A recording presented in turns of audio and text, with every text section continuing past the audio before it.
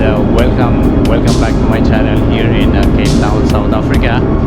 And ito po ay nakapasok na tayo sa my Drydock here in Drydock, Cape Town, South Africa. So ipapakita ko lang po sa inyo guys yung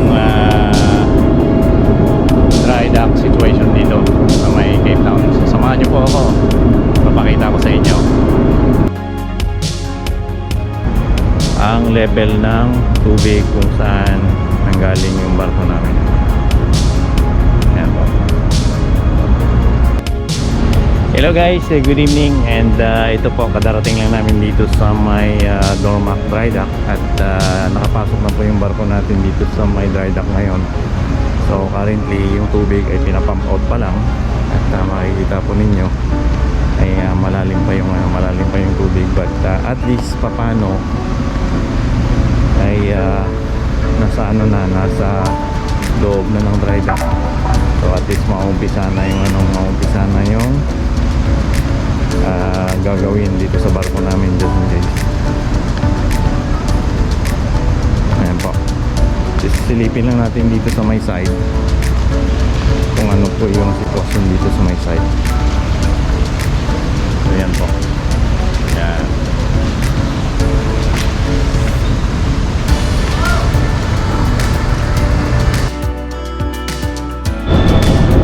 Saka dito sa side na to ay makikita natin yung access between the Drydock yard as well as ang barko natin, which is nilagyan nila ng gangway. Kagabi nila nilagay yan guys.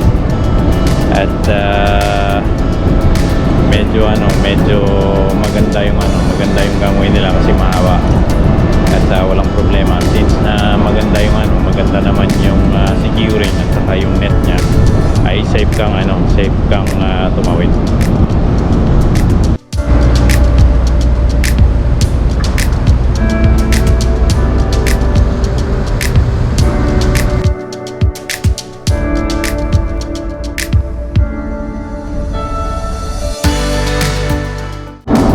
Dito sa area sana na to guys, so medyo madilim na dyan, maraming kulang.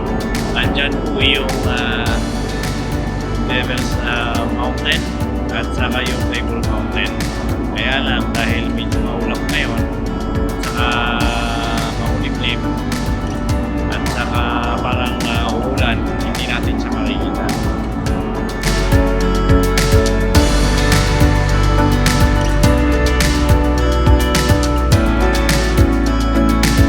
Or what? No, in Filipino. Filipino, yeah. The Filipino boat. No, Norwegian. Norwegian. Yeah. Oh, what is boat doing on the sea?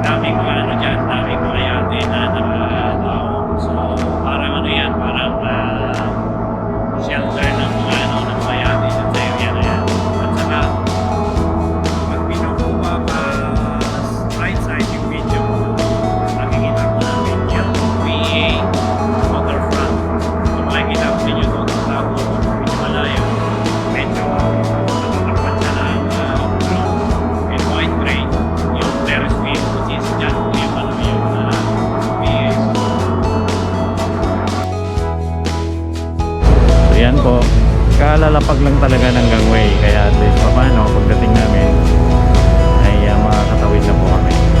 Yan.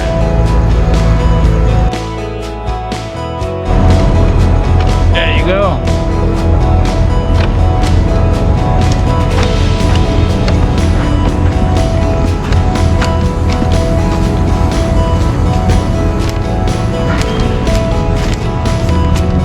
Stay capino così, no?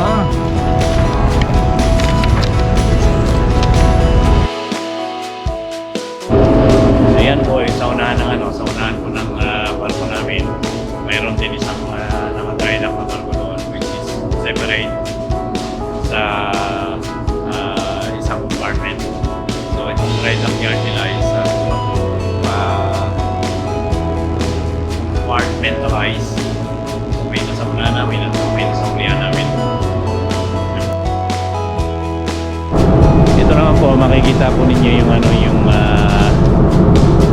stern part ng barko natin, especially dito tayo sa may bridge deck area on the up part ng bridge natin. Ito, tinutupo ko lang yung video natin towards the stern. Doon sa baba, doon po yung situated ang mga gumagawa ay mga dock worker. Yan po. Dito naman yung left side ng Drydock kung titingnan. So I'm gonna be going down from the bridge.